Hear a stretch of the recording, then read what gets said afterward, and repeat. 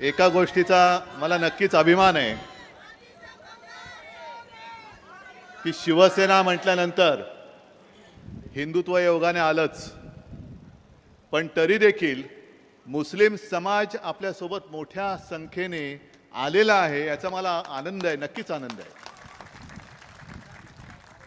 आता काही जण म्हणतील ज्यांच्या पोटात दुखतं, दुखलंच पाहिजे, दुखायलाच पाहिजे, ते म्हणतील आणि हिंदुत्व सोडलं का? अजिबात नाही, बरोबर आहे। कारण शिवसेना प्रमुखांनी जे मला शिकवलेलं, माझ्या आजोबांनी शिकवलेलं, ते मी हिंदुत्व मानतो, या गोमूत्रधाऱ्यांचं हिंदुत्व मला मान्य नाही।